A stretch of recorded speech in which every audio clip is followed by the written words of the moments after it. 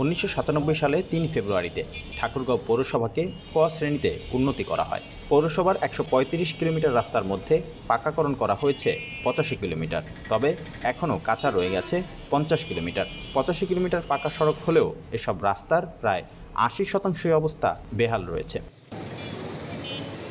সড়কগুলো দীর্ঘদিন থেকে সংস্কার না করায় ও যান চলাচলে রাস্তাগুলোর পিচের ঢালাই ও ইট উঠে গিয়ে ছোট বড় অসংখ্য গর্ত সৃষ্টি হয়েছে। একটু বৃষ্টিতেই রাস্তার গর্তগুলোতে হাঁটু সমান পানি জমে থাকে। গাড়ি নিয়ে এসব রাস্তা দিয়ে চলাচলের সময় দুর্ঘটনার কবলে পড়েছেন অনেকেই।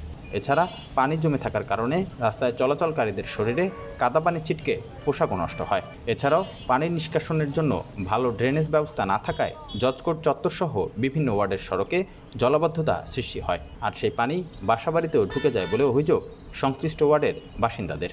অন্যদিকে শহরের প্রবেশদ্বার সড়ক থেকে শুরু করে বিভিন্ন ওয়ার্ডের সড়কের ধারে যত্রতত্র ময়লা আবর্জনা স্তূপের গন্ধে অতিষ্ঠ জনসাধারণ।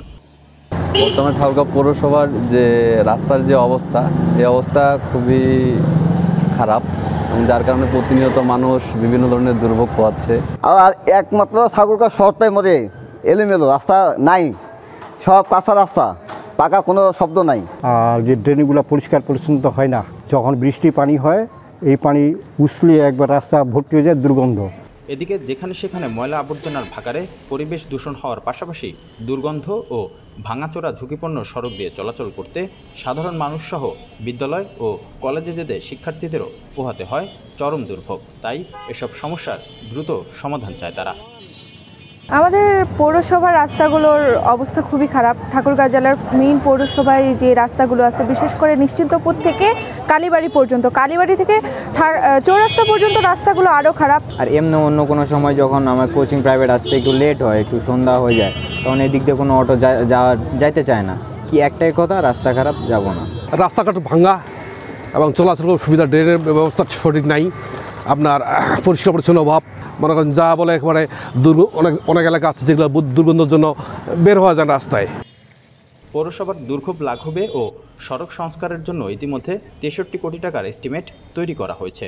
সেটি সংশ্লিষ্ট মন্ত্রণালয়ে পাঠানোর ব্যবস্থা সহ দ্রুত সড়কগুলো সংস্কার করার কথা জানিয়ে ব্যবস্থাপনার বিষয়ে পৌরসভার নতুন প্রশাসক ঢাকা মেলকে জানান, ড্রেনেজ ও ব্যবস্থাপনা বিষয়ে আলোচনার মাধ্যমে সিদ্ধান্ত নেওয়া হয়েছে।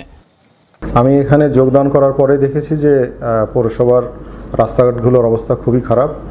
আমরা ইতিমধ্যে রাস্তাগুলো শনাক্ত করেছি এবং প্রায় ৬৩ কোটি টাকার একটা এস্টিমেট আমরা করেছি। এটা মন্ত্রণালয়ে আমরা পাঠানোর ব্যবস্থা করছি।